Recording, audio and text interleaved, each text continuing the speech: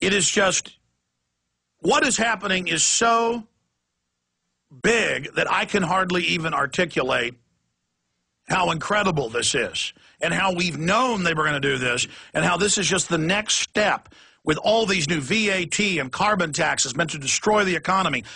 L.A. Times last week reported, oh, we raised all these taxes in California. Tax receipts went down. Of course, they know it does that. Nicholas Carzozi. Can't even say it today.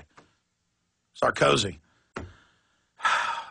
So with us is Max Keiser for the rest of the hour. I appreciate him coming on short notice with what's happening with the economy. And again, tensions simmer as Greece readies pension reform. This is out of the French news agency. And it says, protesters rallied in Athens on Sunday as the government sought to rein in social tensions while pressing ahead with drastic austerity measures aimed at avoiding a debt default. That means more taxes, taking your 401ks, taking your pensions, and it announces it all here. But they've had all these secret bank conferences. They're not saying where this trillion's going.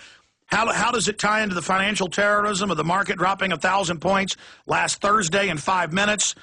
Max Keiser, inventor of the Hollywood Stock Exchange system, a successful broker, author, television host on BBC, Al Jazeera, RT, Press TV, the list goes on and on.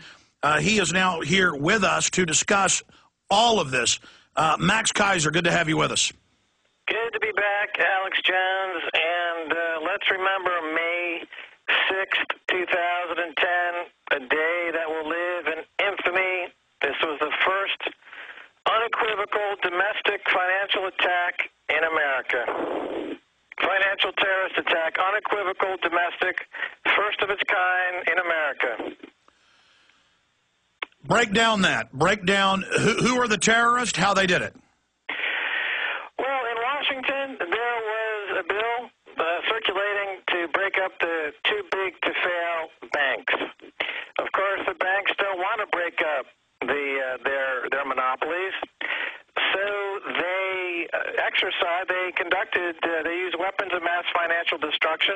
They destroyed 1,000 points, $1 trillion worth of equity on the market.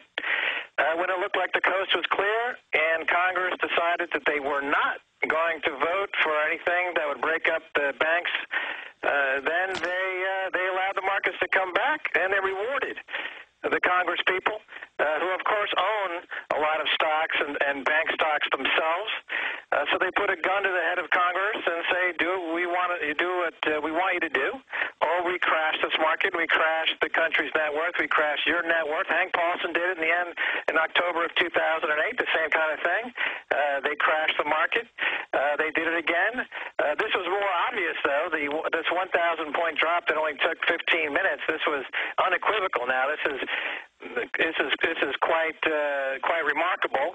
Basically, if you want to know the mechanics of it, I can walk you through it. Yeah, let's walk through the mechanics of it, and then we have all these internal emails of Goldman Sachs where they're involved in other financial terror. We know this is their policy. We know Paulson went in and said there will be martial law if you don't give us these trillions of dollars.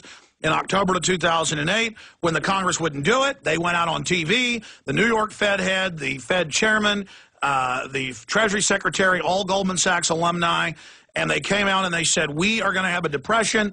And so they used fear to have the public pull out and drive it down. This time, and that's what the other experts are saying, this was not a fat finger. They admit this was not a mistake. This was insider using the Plunge protection team to artificially drive down the market. Physical financial terrorism, not just using, bad-mouthing like the head of the Rothschilds did by claiming that Napoleon had won at Waterloo, which was a lie. That's similar to what happened in 2008. You're saying this was done physically in there. Let's go over the mechanics of this. All right. So on the New York Stock Exchange, there are tens of millions, hundreds of millions of shares that trade daily, and 70% of that is conducted by computers. So computers are trading effectively with themselves back and forth over these computer networks. Now, for the most part, the trading is somewhat benign. But the key concept here to understand is that because 70% of it are computer-to-computer trading, the ability to what's called discover prices. The price discovery mechanism can be pulled away from the floor of the exchange, and it can be recreated with the computers trading with themselves.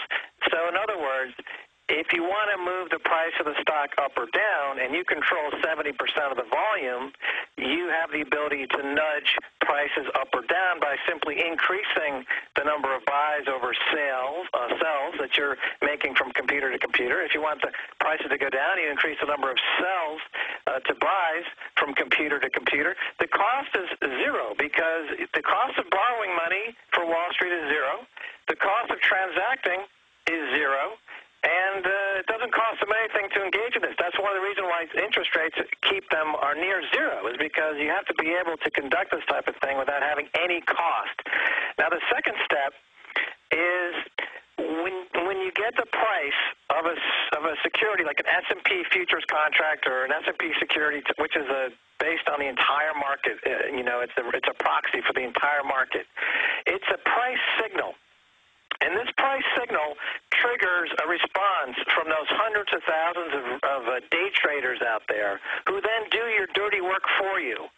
So when the price trigger is established, let's say you can move the price up 2 or 3%, and it pops up on everyone's Bloomberg machine, and every day trader in the world sees, oh my gosh, there's a 2% move.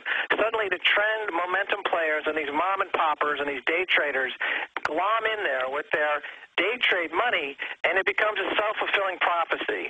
So then they pick up the ball, they run with it, and they make these things, exaggerate them to these unbelievable extremes now. And so they outsource the manipulation to the day trader, effectively what it boils down to. And, of course, this gives them a great way to cover their tracks, because they can say, well, it wasn't us. It was those day traders out there. It was the market. It wasn't us. Meanwhile, once the deed is done, in this case, when Congress acquiesced, and they decided not to pursue anything to bail out the big banks, then they simply remove the sell orders. There's a price vacuum on the buy side. It triggers a price signal for the day traders then to come in to hide their tracks. The buying orders come in, and effectively they refill the piñata. That's what that rally was about at the end of the day Thursday, is refilling the piñata so that next week, if Congress decides to come again and say, you know what, we want to break you guys up, we want to attack, we want to get rid of high-frequency trading, they can just do the same thing over again. This is just now blatant. It's easy. It's costless. It's very effective. Now, we know the Plunge Protection Team, set up by Reagan in '87, has its fingers in the market and admittedly can control it. They're in the AP today saying, we're pumping the market up. The Plunge Protection Team, is a name given to what's called a working group on finance that was set up the day after the October 19th crash of 1987. I was working on Wall Street at the time. Bob Rubin, Alan Greenspan, Ronald Reagan created a working group on finance, and the Tuesday, this is October 20th, 1987, the government bought S&P futures contracts to save America, because the day after the crash of '87, it looked like there was going to be another crash, which every bank and insurance company would have been insolvent. And so the power to save is the power to destroy. Now they're using it to engage in financial terrorism. Well, they gave them that tool. They gave the government that tool to buy and sell market contracts, which is, in my opinion, that marks the beginning of the end of free market capitalism in terms of, in America, it's supposed to be the opposite of a centrally controlled Soviet-era command and control economy. It's supposed to be a free market. The government's not supposed to be fixing prices. But on that day, October 20th, 1987, was the beginning of a command and control government, centrally planned economy. It started off slowly, and then over the next 25 years, it kept building momentum, and now you've got guys like Bob Rubin and Tim Geithner and Ben Bernanke, and they are now the new World Committee that is got their finger on the weapons of mass financial destruction, and they believe they're doing God's work, and they move prices as they see fit to make a political end. In other words, these markets don't reflect economics at all.